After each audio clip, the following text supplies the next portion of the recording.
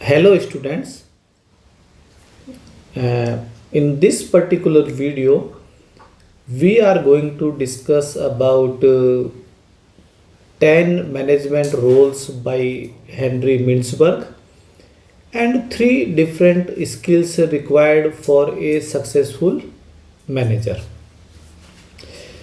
Myself, Dr. Vineet Mathur, and we are discussing various topic of organization behavior, and in this video let us start about the management roles by Henry Mintzberg. Henry Mintzberg was a management theorist, and in the late 1960s he gave 10 different roles of a successful manager. These roles are known as management roles.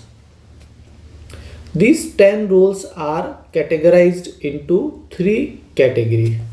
जो first category है वो है interpersonal role, second category है informational role and third category है decisional role. First category में interpersonal role में 3 role हैं, second category informational role में 3 रोल हैं, ये हो गए अपने 6, और जो लास्ट कैटेगरी है डिसीजनल रोल उसके अंदर हैं 4 रोल. तो इस तरह से अपने बैठते हैं टोटल 10 डिफरेंट रोल्स. तो let us start with interpersonal role, जिसके अंदर की पहला रोल जो है वो है दैट इज फिगर head.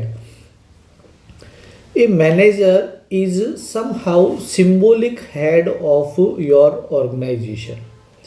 जैसे फॉर एग्जाम्पल कुछ ऐसी ड्यूटीज़ होती हैं जो फिगर हेड को करनी पड़ती है. जैसे फॉर एग्जाम्पल फ्लैग होस्टिंग आपको करना है इंडिपेंडेंस डे पे या रिपब्लिक डे पे. For example, if there is any kind of legal case file against the organization, तो वो फिगर हेड के मैनेजर के नाम से ही वो फाइल होगा केस, और उसमें जो भी चेयर पे पर्सन होंगे उस समय वो उस केस को ऑर्गेनाइजेशन की तरफ से फाइट करेंगे. और किसी सोशल फंक्शन में अगर आपके ऑर्गेनाइजेशन को इनवाइट किया जाता है तो वो वहाँ पे भी अपने ऑर्गेनाइजेशन को रिप्रेजेंट करेंगे. तो somehow first role is figure head and that is a kind of you can say symbolic role. Next role is leadership role और we can say leader role. Obvious सा पॉइंट है कि एक manager को एक successful leader होना चाहिए, और इन माय ओपिनियन मैं सक्सेसफुल लीडर उसको मानता हूँ जो लीड फ्रॉम द फ्रंट करता है, लीडिंग फ्रॉम द फ्रंट. तो आप देखिए उनको अपने एम्प्लॉयज़ को इंस्पायर करना है, एम्प्लॉयज़ को मोटिवेट करना है, एंड ऑर्गेनाइजेशन को और एम्प्लॉयज़ को एक सक्सेसफुल डायरेक्शन में ले जाना है जहाँ पे ऑर्गेनाइजेशन के गोल अचीव हो, सक्सेस मिले ऑर्गेनाइजेशन को. तो सेकंड रोल है leadership role. And the third interpersonal role के जो आएगा कैटेगरी में वो है आपके liaisoning role. Liaisoning means your networking. As we say a manager must be a resourceful person. तो लाइजनिंग रोल का मीन्स हुआ कि मैनेजर की सब तरफ कुछ ना कुछ जान पहचान होनी चाहिए, सप्लायर से, कस्टमर से, अपने कलीग से उनकी अच्छी लाइजनिंग हो, अदर कंपनीज में जो प्रोफेशनल्स काम कर रहे हैं उनके साथ में अच्छी लाइजनिंग हो, कॉम्पिटिटर कंपनी में जो एम्प्लॉयज़ हैं उनके जो हेड है, एडवोकेट अगर आपकी कंपनी से कभी काम पड़ता है तो उनसे, इंजीनियर से, टेक्निकल से. Liaisoning simply means your complete network. तो एक सक्सेसफुल मैनेजर के पास में आपका लाइजनिंग एक रोल रहेगा. Next is another category, that is informational role. अगर मैं एक लाइन में एक्सप्लेन करने की कोशिश करूं तो यहाँ पे 3 रोल हैं. एक सक्सेसफुल मैनेजर को इंफॉर्मेशन कलेक्ट करनी है, उसको within the organization spread out करना है, एंड फिर आपके ऑर्गेनाइजेशन की अगर कोई इंफॉर्मेशन है तो उसको कस्टमर में, सोसाइटी में एज ए स्पोक्स पर्सन उसको स्प्रेड आउट करना है. तो यहाँ पे 3 रोल निकल रहे हैं. First one is in category of informational role. First role is monitoring. That means you need to monitor all information related to your business. You may collect from different website related to your business and business magazines, newspapers, TV and any other source of information. आपको information collect करनी है, that is monitoring of information. The next thing is आपको उस information को disseminate करना है. Disseminate means to spread out. उस information को आपके स्टाफ मेंबर्स को, आपके कलीग्स को आपको सर्कुलेट करना है, डिसिमिनेट करना है, स्प्रेड आउट करना है कि इस तरह की इंफॉर्मेशन अभी मार्केट में है, अपनी कंपनी के बारे में है, कोई लीगल बॉडी की तरफ से कोई एक्शन है, गवर्नमेंट की तरफ से कोई इंफॉर्मेशन है, तो वो आपको स्प्रेड आउट करनी है within organization to employees. फिर एक चीज आती है that is another role as a spokesperson. यहाँ पे क्या करना है कि आपके ऑर्गेनाइजेशन की कोई इंफॉर्मेशन है तो आपको उसको स्प्रेड आउट करना है आउटसाइड द ऑर्गेनाइजेशन. एक एग्जाम्पल है, अगर आप इसको सर्च भी करेंगे तो, कि जब टाटा नैनो लॉन्च हुई तो स्वयं रतन टाटा जी जो है उन्होंने उसको गाड़ी को चला के लॉन्च किया. तो कोई भी इंफॉर्मेशन आपके ऑर्गेनाइजेशन के पास है तो आप उसको स्प्रेड आउट करेंगे as a spokesperson. Cricket matches में भी आपने देखा होगा कि कैप्टन या वाइस कैप्टन या सीनियर टीम प्लेयर जो होता है वो अपने टीम की जो स्ट्रेटेजी होती है या जो टीम कॉम्बिनेशन, प्लेयर कॉम्बिनेशन रहने वाला है, वो मैच के पहले और मैच के बाद में मीडिया को बताते हैं. That means they are working as a spokesperson for their organization. Now we have the third category, that is decisional roles of a manager. तो उसके अंदर जो अपने रहेंगे तो सबसे पहले मैं उसमें जो रोल रखता हूँ वो मैं रखता हूँ as a resource allocator. Within organization आपके पास में जो भी रिसोर्सेज है, suppose if we take example of a bank manager, तो आज कौन सा क्लर्क कौन से काउंटर पे बैठेगा, पासबुक प्रिंटिंग के काउंटर पे कौन सा क्लर्क होगा, कैश काउंटर पे, गवर्नमेंट ट्रांजैक्शन के काउंटर पे कौन सा क्लर्क होगा, ये एलोकेशन करना जो है वो ब्रांच मैनेजर का काम है. सिस्टम के ऑर्गेनाइजेशन के पास अगर कोई मशीनरी है तो वो मशीनरी कौन सा एम्प्लॉय यूज़ करेगा वो. और अगर हम कॉलेज की बात करें तो वहाँ पे जो भी प्रिंसिपल सर होते हैं या जो एचओडी होते हैं वो एलोकेट करते हैं कि कौन सा स्टाफ मेंबर का सिटिंग कहाँ पे रहेगा, जो डिफरेंट सब्जेक्ट हैं वो किस टीचर को एलोकेट होंगे. तो one important task as a decisional role is resource allocation to the employees. Another one is disturbance handler. There is a high possibility कि कभी एम्प्लॉय में आपस में कोई झगड़ा हो जाता है between two employees एंड कभी एम्प्लॉय कस्टमर से उलझ बैठते हैं तो वो भी एक डिस्टरबेंस हो जाता है, या सपोज सोसाइटी या आउटसाइडर की तरफ से कोई डिस्टरबेंस चल रहा है तो वो आपको हैंडल करना पड़ेगा। कभी हो सकता है कि आपका अपने सप्लायर्स के साथ में कुछ डिस्टरबेंस हो जाए। तो to handle these kind of disturbance is also responsibility of a successful manager. Then comes entrepreneur role. जब भी हम एंटरप्रेन्योर वर्ड की बात करते हैं तो आप एक वर्ड को अपने माइंड में आप बैठा लीजिए, that is innovation.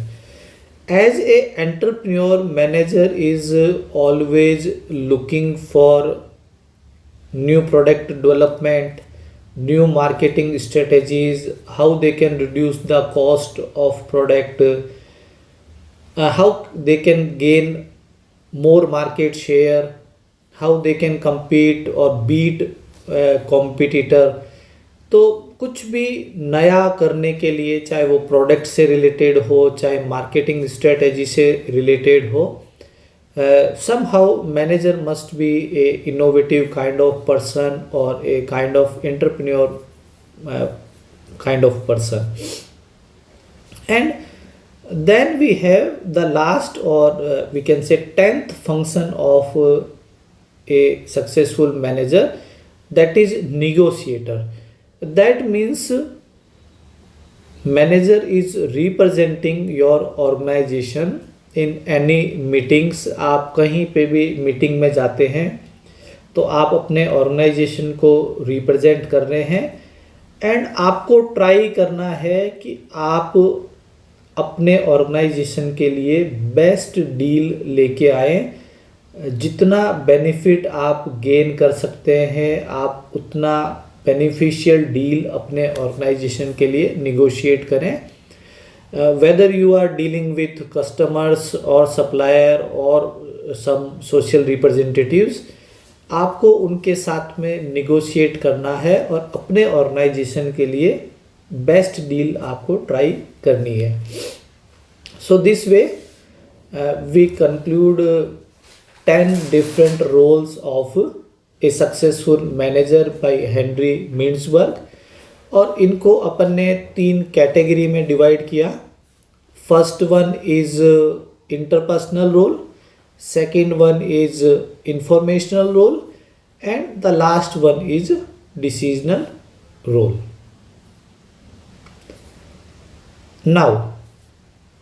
now we are going to discuss about 3 different skills required for managers।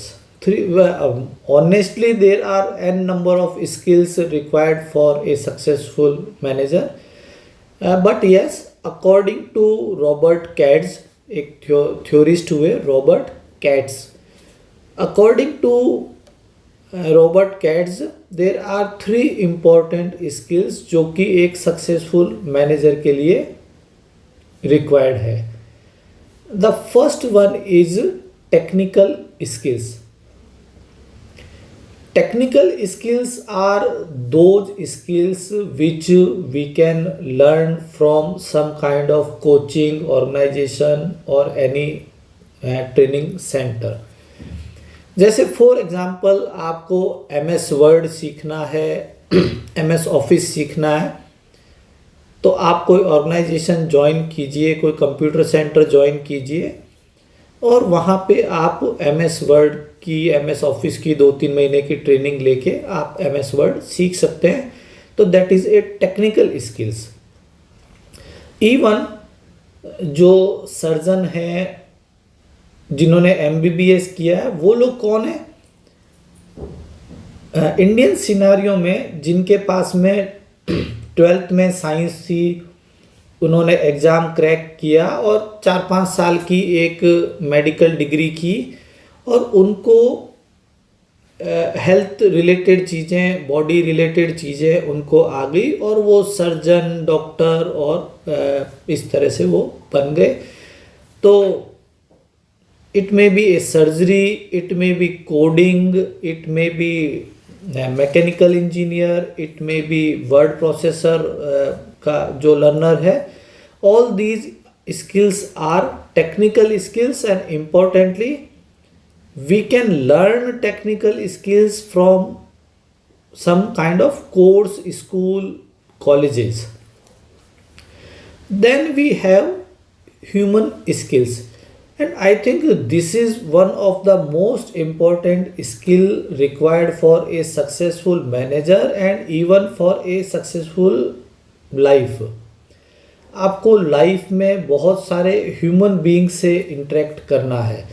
जैसे फॉर एग्जांपल अगर हम ऑर्गेनाइजेशन की बात करें तो आपको अपने कलीग्स से इंटरेक्शन करना है, आपको अपने कस्टमर्स से इंटरेक्ट करना है, आपको अपने सप्लायर से इंटरेक्ट करना है, और आपको अपनी सोसाइटी जो सराउंडिंग एनवायरनमेंट है उनसे आपको इंटरेक्ट करना है. एंड जो सबसे इम्पोर्टेंट स्किल मेरी ओपिनियन में है वो है आपका ह्यूमन रिलेशन स्किल्स. हमारी पर्सनल लाइफ की भी ज़्यादातर प्रॉब्लम्स जो है वो यही है कि हम सम हाउ ह्यूमंस को ठीक से हैंडल नहीं कर पाते हैं. तो second skill is human relation skill, and that is required for to interact with customer, supplier, society and your colleagues, your staff members. The third one is conceptual skill. That is somehow you need to identify the core problem and you need to solve those core problems. आपको हमेशा ये मान के चलिए कि जो problem दिख रही होती है वो एक्चुअल में प्रॉब्लम नहीं होती है, उसके पीछे बहुत सारी चीज़ें चल रही होती है. तो जब हम कंसेप्चुअल स्किल की बात करते हैं तो आपको थोड़ा सा बिग पिक्चर देखना पड़ेगा, आपको कोर प्रॉब्लम आइडेंटिफाई करनी पड़ेगी, उसके क्या क्या अल्टरनेटिव सॉल्यूशंस हो सकते हैं, हर सॉल्यूशंस के कुछ पॉजिटिव और नेगेटिव्स होंगे वो आपको देखने पड़ेंगे, और लास्ट में कौन सा बेस्ट अल्टरनेटिव है जो हम यूज़ करके उस प्रॉब्लम को सॉल्व कर सकते हैं. That is conceptual skill. So 3 skills हमने डिस्कस की. First one is technical skill, second one is human skill, and third one is conceptual skill. Thank you.